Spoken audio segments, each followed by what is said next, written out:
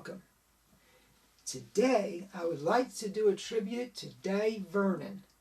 Dai Vernon, arguably one of the greatest magicians of all time. Certainly one of the most influential.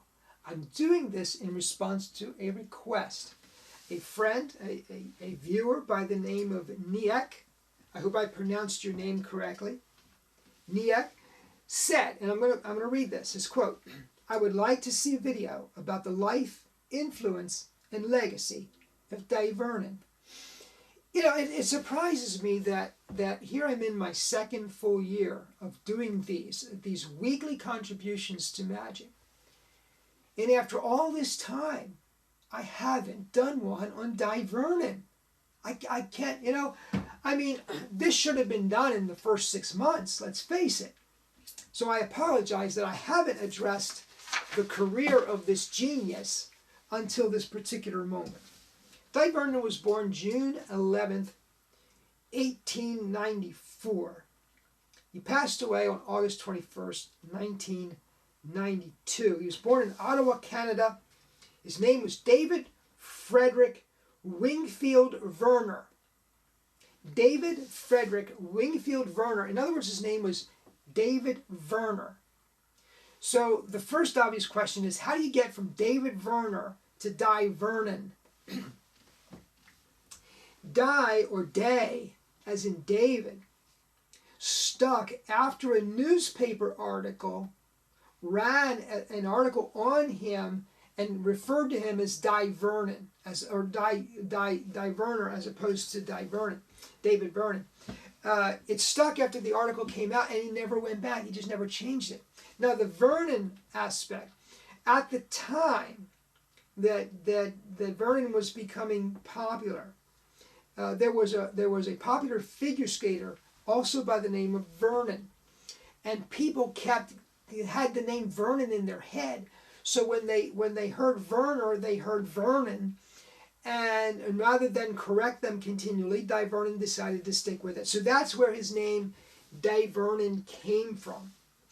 The magic bug bit when Vernon was 7, and that's about right. I mean, if I look back to my own history, most of us, or many of us, can look at a moment in our childhood when we were exposed to magic for the first time and we were hooked.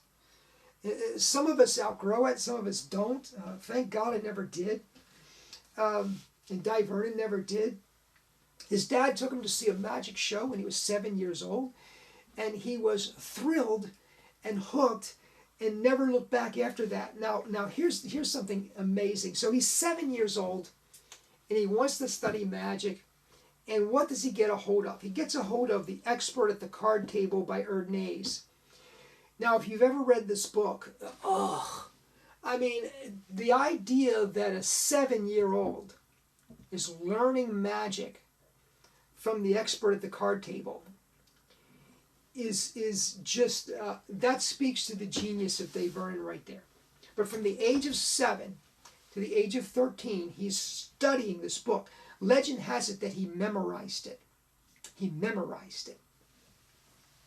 He moved to New York at a very young age, and he began to perform at Clyde Powers' magic shop in New York City.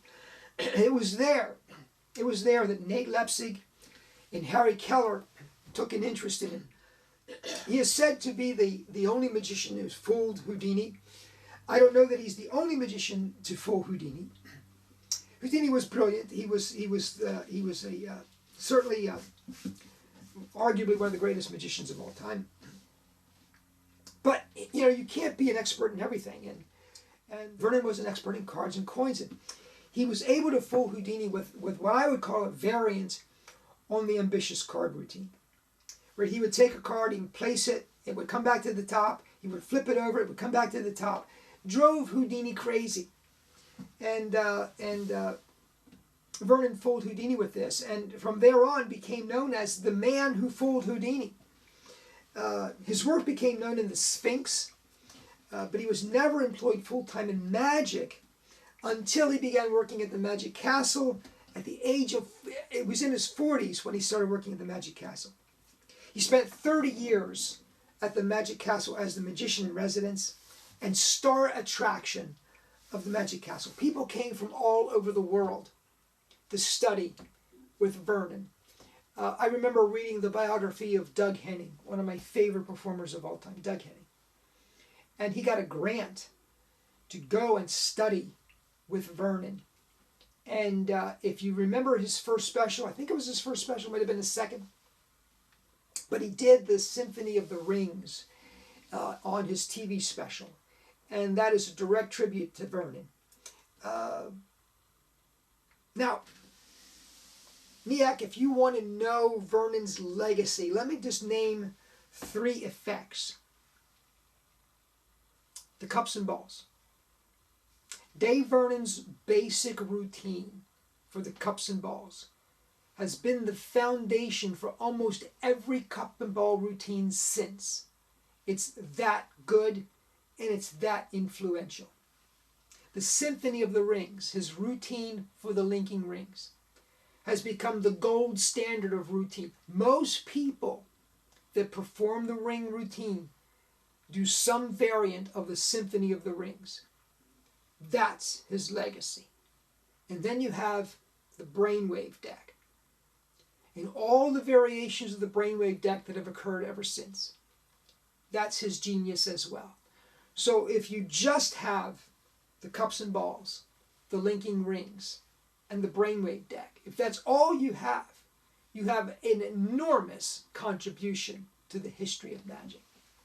But that's not all you have. He did a tremendous amount of work.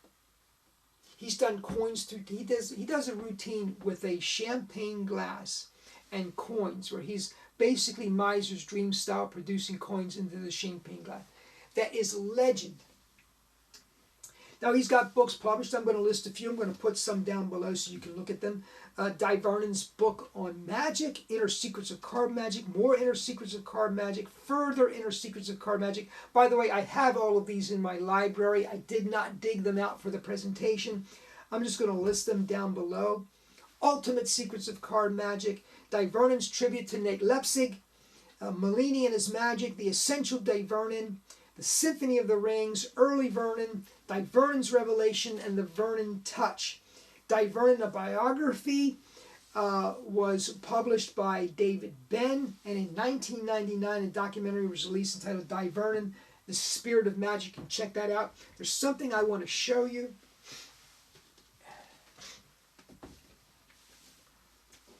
Let me tell you the story about this. This is called Dai Vernon Revelations. It is, these are volumes here. This is volume 1 through 17. Then you have audio CDs of lectures at the Magic Castle, April 9, 1963, December 6, 1964. Then you have Vernon lectures.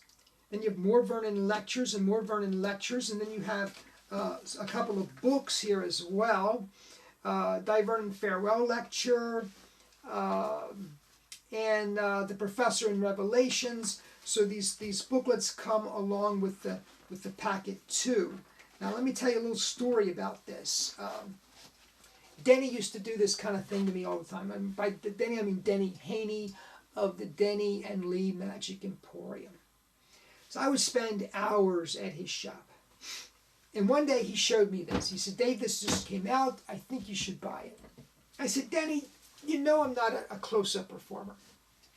He said, I know you're not a close-up performer, but this is a graduate school education in magic. You won't regret it. Now listen, when Denny said something like that to me, I bought it. And I did. I took this thing home and I started watching it. And what you have here, through 17 volumes, is an older Vernon sitting down with Michael Amar and a few other guys, guys that would be known to you, famous performers in the world of magic, and he's teaching them. And you see, first of all, you see why he's referred to as the professor. The professor. You understand once you watch Volume 1. You get why he's the professor. What he does in these volumes, he'll demonstrate an effect, and then he'll analyze every single move. And you begin to understand the thinking, the thought process that goes into developing original magic. Now, whether you're a close-up performer or a stage performer or a mentalist, whatever the genre you do, you will benefit by watching these, because you see the kind of creative mental approach that goes into creating original magic, and that is priceless. Priceless. If you can get your hands on these and study them, it will change your profession and change your life. It will improve your magic, I guarantee it. It was one of the best investments I ever made. I called Denny up and I said, Denny, this is what I learned.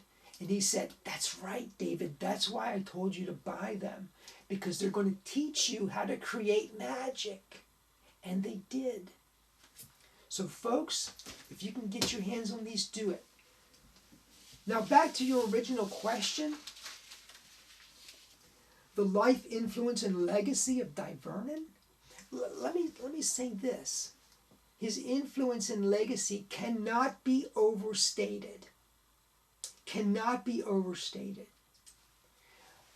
Almost you can find the latest trick on Penguin. All right, the latest flashy thing that they're selling as the latest miracle. And I would wager that somewhere in the lineage of that effect is the Vernon touch. Okay? That's the legacy of Dai Vernon. It cannot be overstated. Whether you're a stage performer or a close-up performer, it doesn't matter. Somewhere along the line, the influence of Vernon has touched you. That's how important he is. Thank you so much for the question. I hope this was a tribute to Vernon. I hope it inspired you to take a look at Vernon and to start studying his material. I mean, if you haven't done it already, please do so. Thank you so much for watching. Please subscribe if you haven't done so already. Please comment down below. I love your comments. These videos that I'm doing are in direct response to your comments. I love to do that. Thank you so much for watching. Have a great day.